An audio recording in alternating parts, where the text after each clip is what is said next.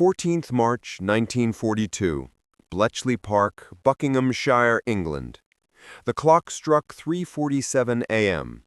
In the dimly lit Hut 8, a young woman named Joan Clark stared at rows of seemingly meaningless letters dancing across her worksheet.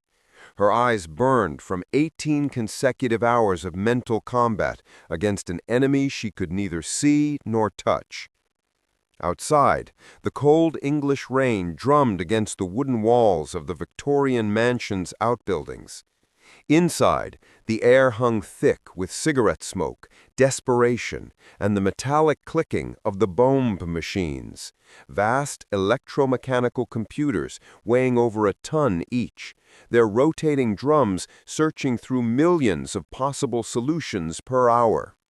Somewhere in the Atlantic, U-boat wolf packs were tightening their noose around convoy HX-229, and the fate of 5,000 tons of ammunition, medical supplies, and food destined for Britain hung in the balance. Joan knew the statistics by heart. Every day of delay in breaking the naval Enigma codes meant another 600,000 tons of Allied shipping sent to the ocean floor. Every hour mattered. Every letter could mean the difference between survival and starvation for an island nation standing alone against Nazi Germany. Before we begin, don't forget to subscribe for more untold stories from the Second World War. Where are you watching from? Could you have shouldered the mental burden these silent warriors carried every single day? The birth of a secret war. Long before the 1st Panzer crossed the Polish border on September 1, 1939, a different kind of war was already underway. A war fought not with bullets and bombs, but with mathematics, logic, and sheer intellectual endurance. The weapon at the center of this conflict was a machine no larger than a typewriter, yet it would become Adolf Hitler's most trusted guardian, the Enigma machine. Invented in the early 1920s by German engineer Arthur Scherbius, Enigma was initially marketed as a commercial encryption device for banks and businesses. By the mid-1930s, the German military had adopted and radically enhanced the design, creating a cipher system they believed to be utterly unbreakable. The machine looked deceptively simple, a wooden box with a keyboard, lamp board, and 3 to 5 rotating wheels called rotors, but its complexity was staggering. With 3 rotors selected from a set of 5, positioned in any order, with adjustable ring settings and a plug board that could swap 10 pairs of letters, the Enigma machine generated more than 159 million possible configurations. To the German High Command, it was mathematical invincibility incarnated in wood and wire. The intelligence flowing through Enigma channels was the bloodline of the Nazi war machine. Every morning at precisely 0600 hours, German radio operators across occupied Europe, North Africa, and the Atlantic would receive their daily key settings: rotor order, ring positions, plug board connections, and initial rotor positions. From that moment until midnight, Wehrmacht commanders coordinated massive offensives, Kriegsmarine U-boat captains reported convoy positions, and Luftwaffe squadrons received targeting orders, all encrypted through Enigma. For the Allies, reading these messages would be equivalent to sitting in Hitler's war room, hearing every plan before it was executed. But Britain's situation in 1939 was desperate. The Government Code and Cipher School, the nation's signals intelligence agency, had been working from a cramped office in Broadway, London, with a staff of less than 200 people. They knew Enigma existed, they knew it was being used, and they knew that without breaking it, Britain would fight blind against an enemy that grew stronger by the day. The decision was made to relocate to a seemingly innocuous location 50 miles north of London, Bletchley Park, a Victorian Gothic mansion surrounded by 55 acres of grounds in the Buckinghamshire countryside. The estate was purchased in 1938 by Admiral Sir Hugh Sinclair, head of MI6, who paid for it with his own money when the Treasury refused funding, a detail that spoke volumes about how seriously the British government initially took the code-breaking effort. By August 1939, just weeks before war was declared, the first cryptanalysts arrived. They were an eccentric collection: champion chess players, crossword puzzle enthusiasts, linguists who spoke 7 languages, mathematicians who saw patterns where others saw chaos, and classic scholars who could recite Homer in ancient Greek. Among them was a 27-year-old Cambridge mathematician named Alan Turing, a man whose work would not only help win the war, but would lay the foundation for the digital age itself. The mansion's grounds were quickly transformed into a sprawling complex of hastily constructed wooden huts, each assigned a specific cryptographic task. Hut 6 would attack German Army and Air Force Enigma. Hut 8, under Turing's direction, would focus on the even more challenging naval Enigma. Hut 3 would translate and analyze Army and Air Force decrypts. Hut 4 handled naval intelligence. By 1942, more than 1,500 people worked at Bletchley Park. By 1945, that number would exceed 10,000. But in those early months of 1940, as Hitler's Wehrmacht steamrolled through Denmark, Norway, Belgium, and France with terrifying speed, Bletchley Park had precious few victories to show. The German military had made critical upgrades to Enigma that rendered previous Polish breakthroughs obsolete. The codebreakers were starting from scratch, racing against an enemy that seemed unstoppable.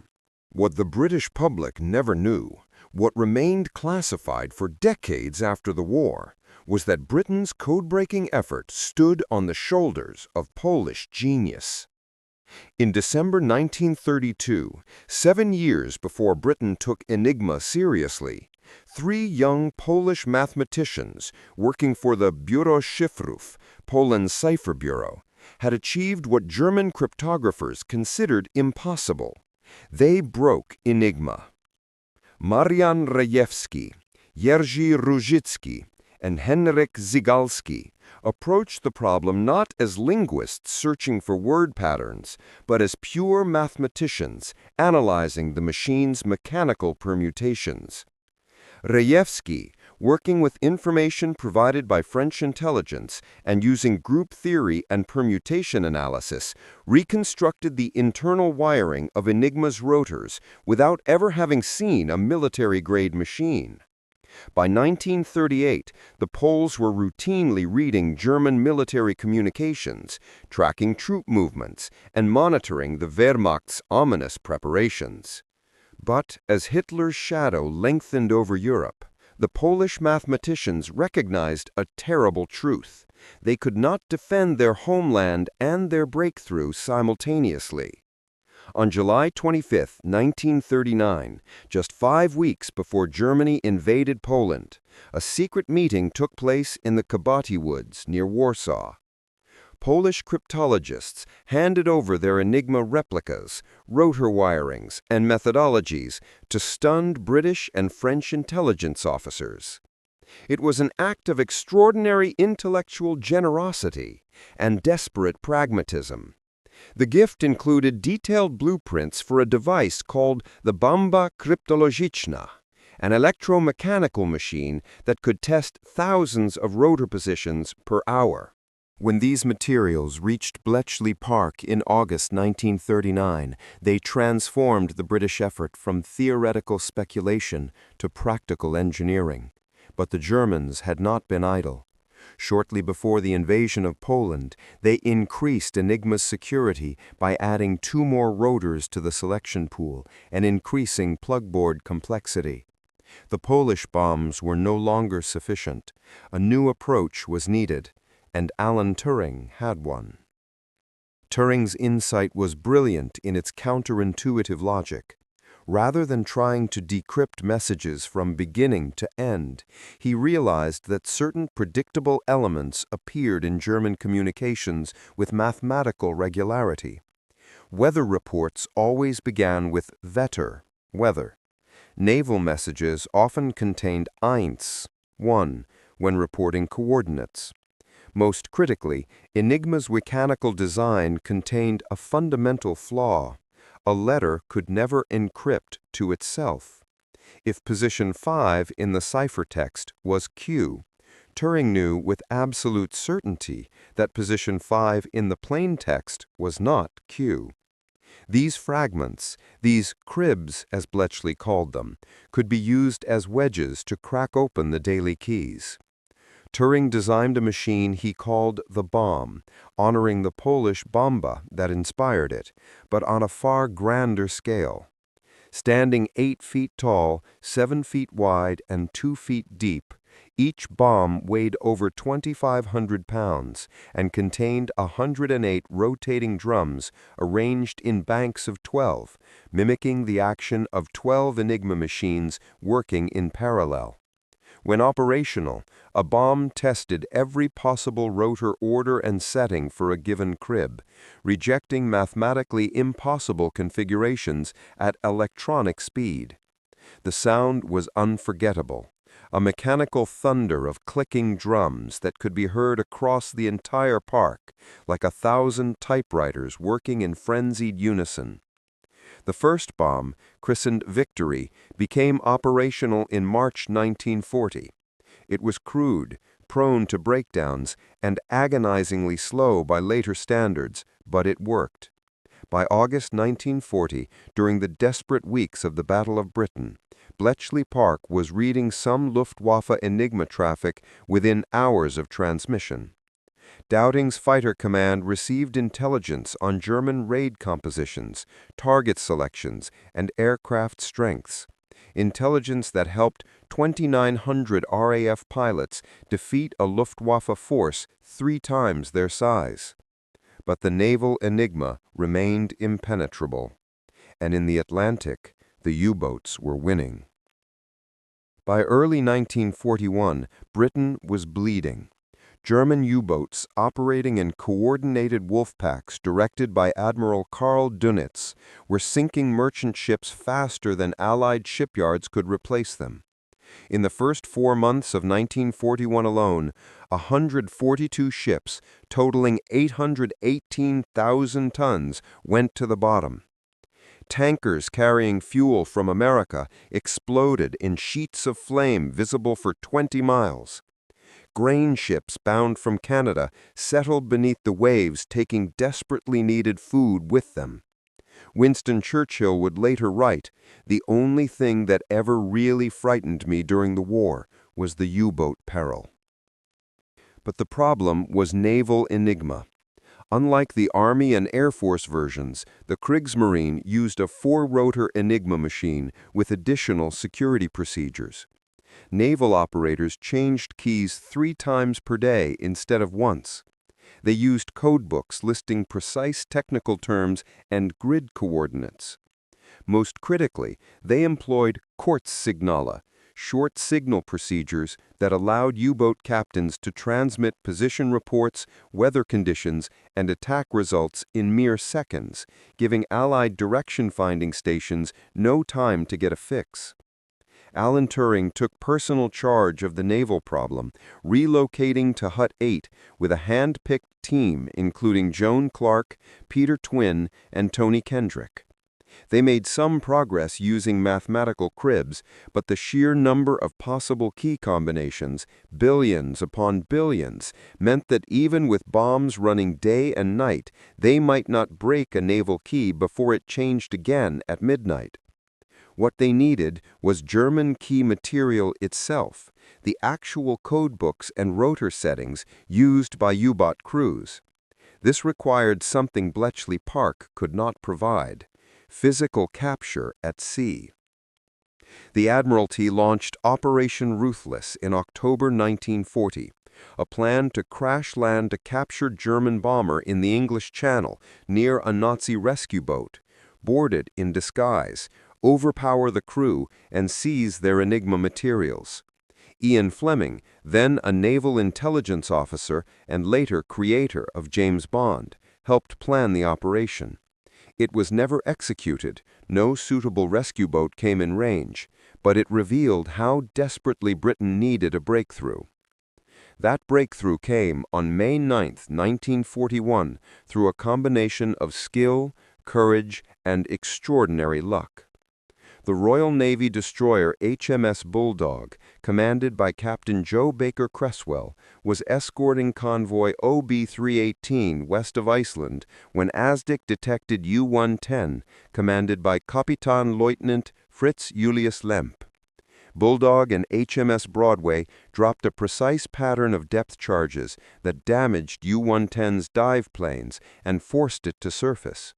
As the U-boat broke through the waves, its crew poured onto the deck, expecting to be machine-gunned. Instead, Baker Creswell held fire. He wanted that submarine intact. Sub-Lieutenant David Baum led a 9-man boarding party that leapt onto U-110's slippery deck as the German crew abandoned ship in panic. Baum expected booby traps, flooding, explosions. Instead, he found the submarine intact, emergency lighting still functioning, and, incredibly, the radio room unlocked. There, sitting on the operator's table, was an Enigma machine. Beside it were the current key sheets, code books, and U-boat grid charts. The boarding party worked frantically, passing materials up through the conning tower hatch as Bulldog came alongside. They recovered everything: the machine, the rotors, the key sheets for April and June 1941, the Kurzsignal codebook, and the grid maps showing how U-boats reported positions. U-110 was taken under tow, but sank the following day, which was perfect for British security. German Naval Command assumed all hands had been lost and all materials had gone down with the boat. They never suspected compromise. The Enigma machine and documents reached Bletchley Park on May 13, 1941, delivered by armed courier under conditions of absolute secrecy. The impact was immediate and devastating to the Kriegsmarine. Within weeks, Hut 8 was reading Naval Enigma currently, sometimes within 3 hours of transmission. Convoy routing officers at the Admiralty's submarine tracking room received daily decrypts showing exact U-boat positions, wolf-pack formations, and patrol areas. Convoys were routed around danger zones. Escort groups were directed to U-boat locations with precision. Between June and December 1941, Allied shipping losses in the North Atlantic dropped by 60%. The tide was turning, invisibly, silently, thanks to mathematicians and sailors working thousands of miles apart. But the Germans were not finished. In February 1942, Dönitz introduced a catastrophic upgrade.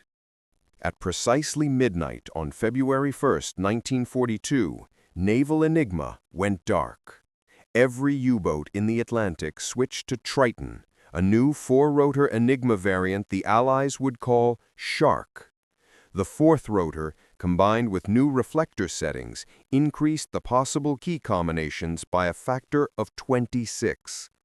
Overnight, 10 months of hard-won intelligence advantage vanished. The Codebreakers at Bletchley Park called it the blackout. For the next 10 months, they were blind. U-boats roamed the Atlantic with near impunity, guided by German naval intelligence that had itself broken British Naval Cipher No. 3, reading convoy routing orders almost as quickly as Allied commanders sent them. The slaughter was unprecedented. In March 1942 alone, U-boats sank 273,000 tons of Allied shipping. In November 1942, the month Joan Clark worked those 18 consecutive hours, losses reached 729,000 tons, the second highest monthly total of the entire war. The human cost was staggering.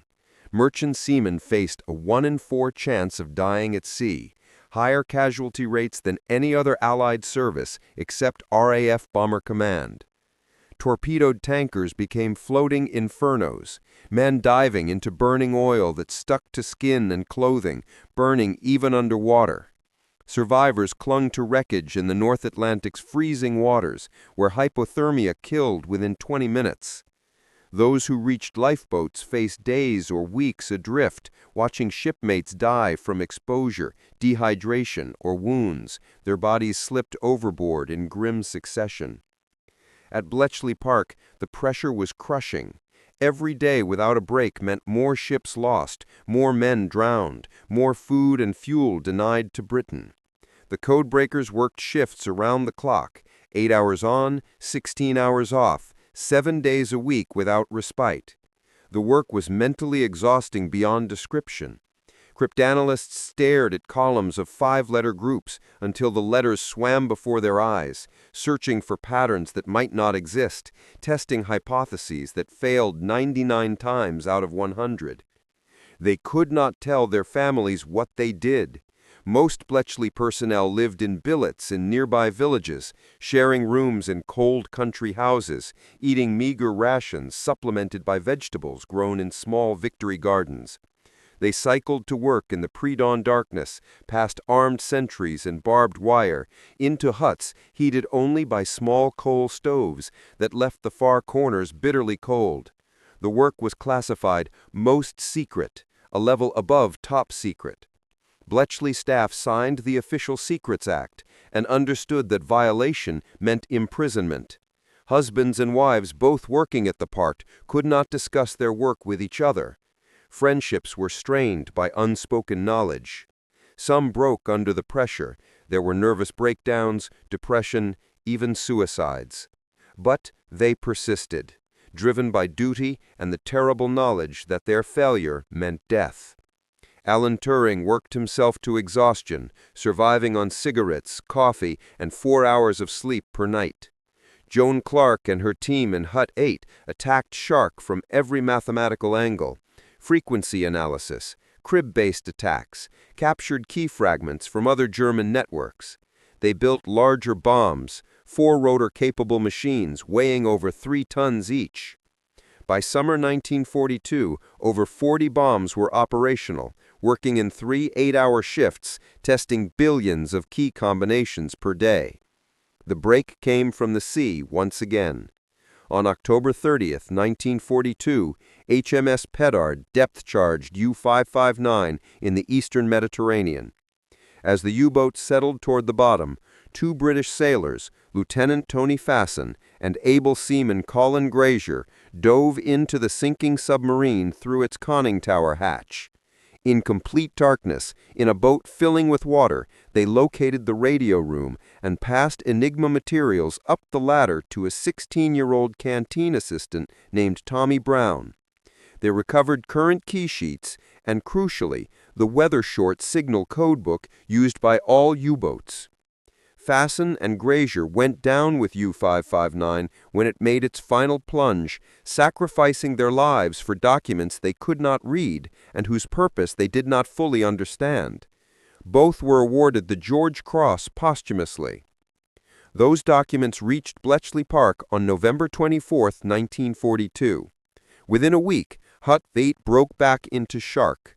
On December 13th, after 10 months of darkness, naval Enigma decrypts began flowing again. The submarine tracking room could once more plot U-boat positions with accuracy. Convoy routing resumed. By March 1943, with improved escort tactics, longer-range aircraft, and, critically, the restored intelligence advantage, the Allies sank 41 U-boats in a single month. Dönitz withdrew his wolf packs from the North Atlantic convoy routes in late May 1943. The Battle of the Atlantic was won, but the public would never know why. Not during the war, not for 3 decades afterward. By mid-1943, Bletchley Park had become Britain's best-kept secret and most valuable asset. The sprawling complex now employed over 9,000 people, 2/3 of them women. Rows of purpose-built concrete blocks housed 200 bomb machines running continuously, each one testing 20,000 Enigma settings per hour. their collective thunder audible half a mile away. The mansion's ballroom had been converted into a holorith punch card facility, where hundreds of Women's Royal Naval Service, or WRENS, operators processed intercepted messages through IBM tabulating machines, primitive computers that sorted, counted, and cross-referenced data at what was then considered miraculous speed. The intelligence produced at Bletchley Park was codenamed Ultra, a classification so secret that fewer than 30 Allied commanders were authorized to receive it. Churchill received daily Ultra summaries in his personal buff boxes, delivered by MI6 officers sworn to secrecy. General Eisenhower later said Ultra shortened the war by at least 2 years. Field Marshal Montgomery used Ultra intelligence to position his forces perfectly before the Battle of Al Alamein in October 1942, knowing every detail of Rommel's dispositions, fuel shortages, and planned movements. Allied naval commanders read Dönnitz's instructions to his U-boats, sometimes before the U-boat captains themselves received them. But deception extended to sacrifices. In November 1940, Ultra revealed that the Luftwaffe planned a massive raid on Coventry. Churchill faced an agonizing choice: evacuate the city, revealing that Britain was reading German codes, or allow the raid to proceed. He chose the latter. On November 14, 1940, 500 German bombers dropped 500 tons of high explosives and 30,000 incendiaries on Coventry, killing 568 civilians and destroying the medieval cathedral. Ultra remained secret. Similar calculations happened daily. Convoy commanders who could have saved specific ships chose routes that minimized overall losses without revealing their impossible knowledge. RAF intelligence officers who knew German bomber targets from Ultra had to pretend they learned it from radar and spotters. Fighter controllers positioned squadrons based on Enigma decrypts, but told pilots they were responding to radar plots. The psychological burden was immense, knowing you could save lives but dared not, because saving those lives would cost even more lives tomorrow. The secrecy extended within Bletchley Park itself. Cryptanalysts in Hut 6 breaking Army Enigma did not know what Hut 8 was doing with Naval Enigma. The bombs operators who ran the machines for hours each day were not told what the machines were calculating. WRENs who carried intercepted messages between huts were forbidden from reading them. Even Alan Turing, nominally in charge of Hut 8's cryptanalytic effort, was not authorized to know how the intelligence was used at the strategic level. Gordon Welchman, head of Hut 6, later wrote, "We were told just enough to do our jobs and absolutely no more. I spent 4 years at Bletchley Park and did not know the names of most of the people I worked beside." Joan Clark, who became deputy head of Hut 8 despite being paid significantly less than male colleagues of equivalent rank, recalled working intensely with people for years, becoming friends, sharing lunch breaks, and never once discussing what any of them actually did. The wall of secrecy extended beyond the war. When victory came in May 1945, Bletchley Park staff were given a stark reminder: the Official Secrets Act did not expire. They were forbidden to discuss their wartime work with anyone, including spouses, children, and historians, for the rest of their lives. Some veterans honored that silence for 50 years, taking their stories to the grave. Churchill ordered the destruction of most bombed machines after the war, and 8,000 drawings and documents were burned. The few machines that survived were stripped of their classified components and sold as scrap metal. What the machines could not capture, what the statistics of tons sunk and keys broken could never fully convey, was the human dimension of Bletchley Park's war. These were not soldiers storming beaches or pilots dogfighting at 20,000 feet. They were young women barely out of school, mathematicians who had never seen combat, linguists whose weapon was vocabulary. Yet they carried a burden as heavy as any infantry pack: the knowledge that their intellectual failures would be measured in body counts. Peter Hilton, a young mathematician assigned to Hut 8 in 1942, described the feeling, "We were aware that each day that we failed to break the code, another 10 or 15 merchant ships were sunk. We could calculate roughly how many lives that meant. It was an awful responsibility." That responsibility manifested in different ways. Some became obsessively focused, working double shifts voluntarily, sleeping on cots in the huts between watches. Others developed superstitious rituals, always using the same pen, always testing cribs in the same order, as if pure luck could be bent by consistency. The women of Bletchley Park, who comprised 3/4 of the staff by 1944, faced unique challenges. Many came from privileged backgrounds. Debutantes who had been preparing for society seasons found themselves operating complex electromechanical equipment in unheated huts. Others came from ordinary families, recruited because they had scored well on crossword puzzle tests published in newspapers. Bletchley's ingenious method of finding talent without revealing what the talent was needed for. These women became the backbone of the operation. Wrens operated the bombs around the clock, making minute adjustments to drum settings, listening for the machine's sudden stop that indicated a possible key match, then meticulously recording results for the cryptanalysts. The work was physically demanding. Each bomb contained miles of wire, and even small electrical faults could invalidate hours of computation, and mentally exhausting.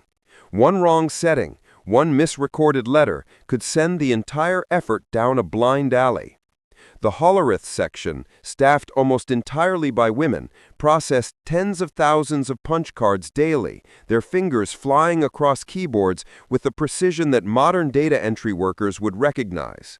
They knew they were handling intercepted messages, but most did not know the messages were German, or that they were encrypted, or what happened to the cards after they were processed. They simply did their part of the assembly line with meticulous care, understanding somehow that precision mattered more than understanding. Joan Clark stood out in this environment, not because of her gender. Bletchley Park was surprisingly egalitarian in assigning tasks based on ability rather than sex, but because of her exceptional mathematical talent. She worked directly with Turing on the naval Enigma problem, co-authoring cryptanalytic papers and designing crib-based attacks. She became deputy head of Hut 8 in 1944, one of the highest positions held by a woman in British intelligence. Yet she was paid as a linguist rather than a cryptanalyst, because civil service regulations did not permit women to hold senior analytical roles. Her salary was roughly half that of male colleagues doing equivalent work. Despite this, Clark and her female colleagues persisted, driven by the same sense of duty that motivated their male counterparts, and perhaps by something more. Many of these women had brothers, sweethearts, fathers serving in the military. Every U-boat sunk because of decrypted intelligence might be the U-boat that would have torpedoed their brother's ship. Every German division located through Enigma intercepts might be the division that would have killed their fiancée.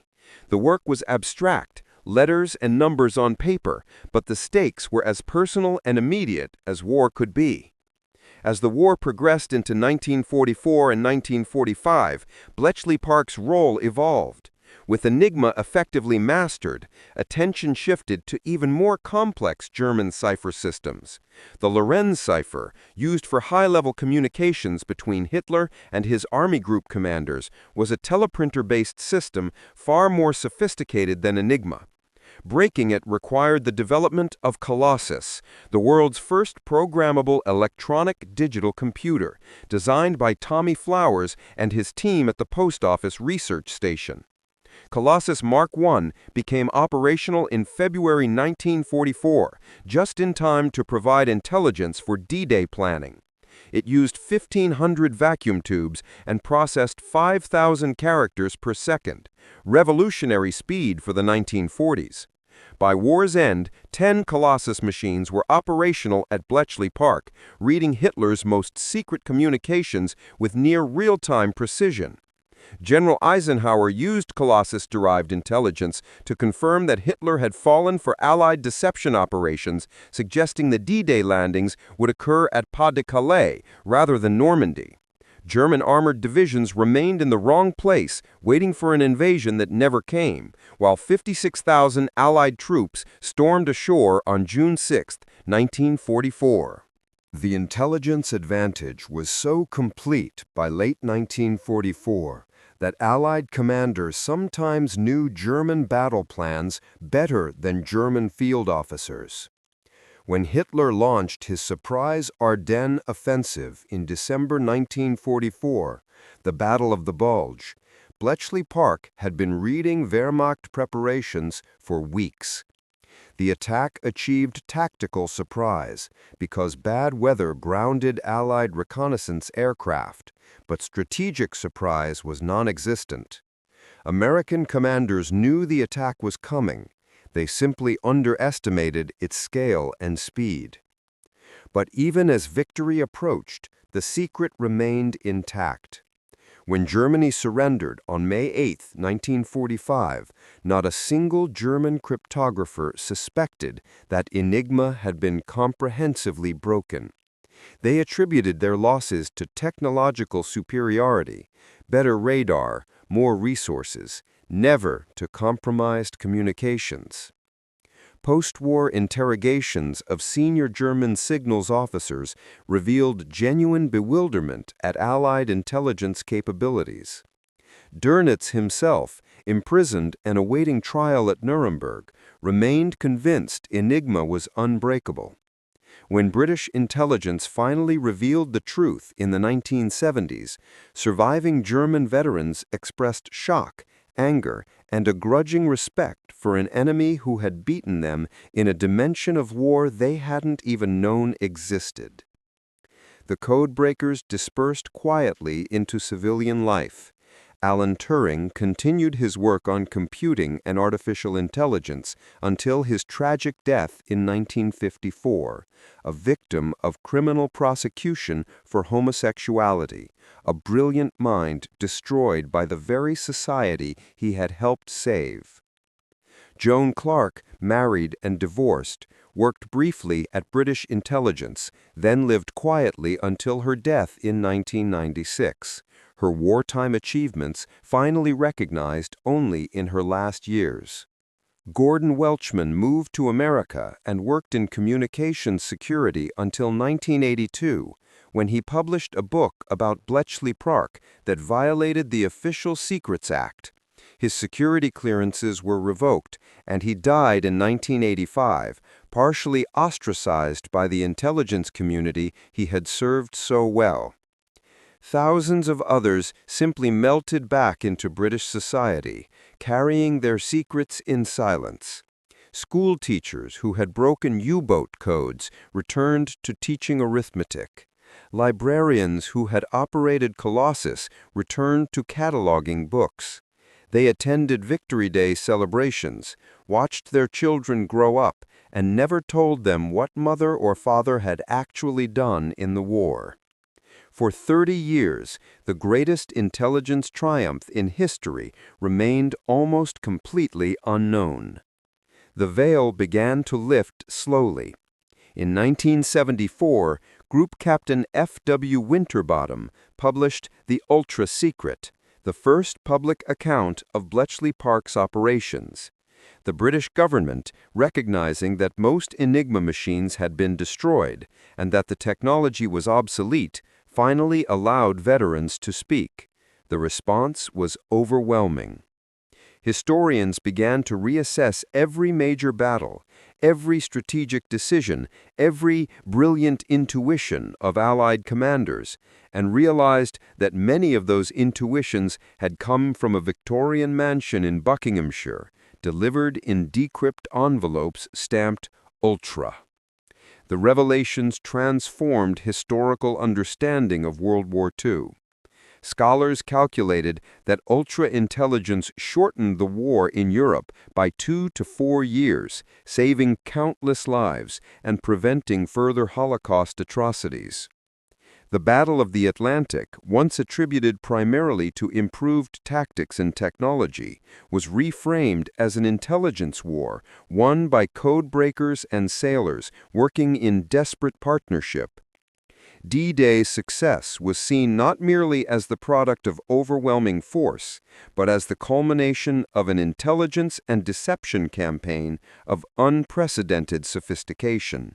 But Bletchley Park's legacy extended far beyond historical revision.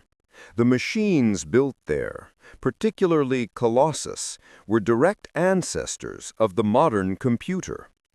Alan Turing's work on machine computation and artificial intelligence laid the theoretical foundation for the digital revolution. The organizational methods developed at Bletchley Park, compartmentalized teamwork, interdisciplinary collaboration, systematic problem-solving at scale, became templates for post-war intelligence agencies and research institutions.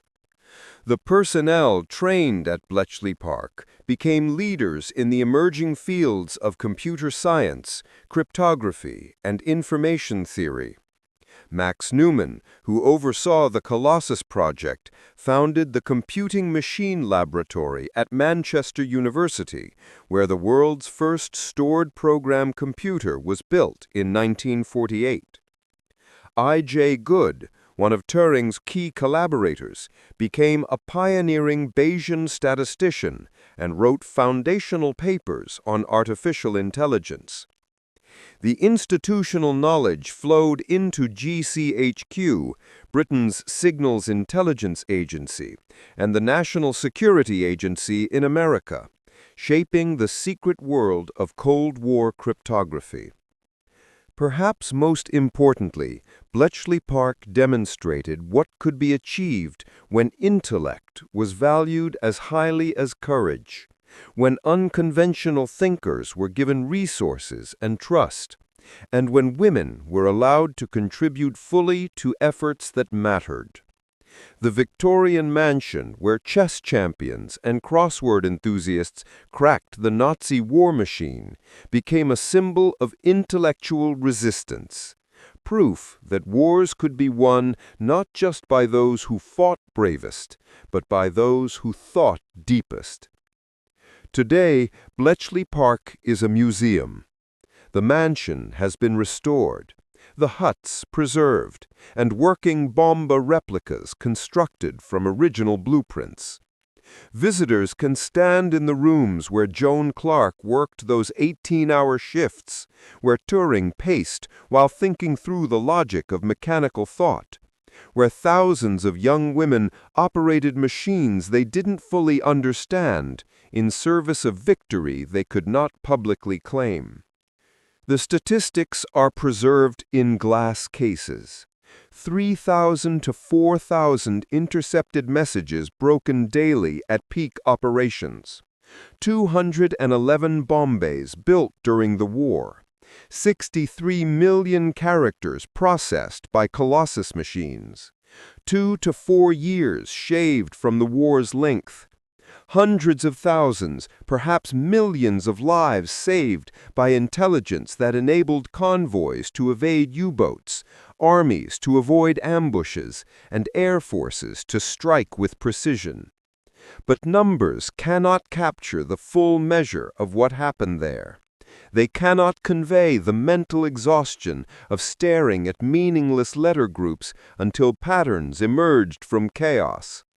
They cannot describe the moral weight of holding secrets that, if revealed, would doom comrades at sea.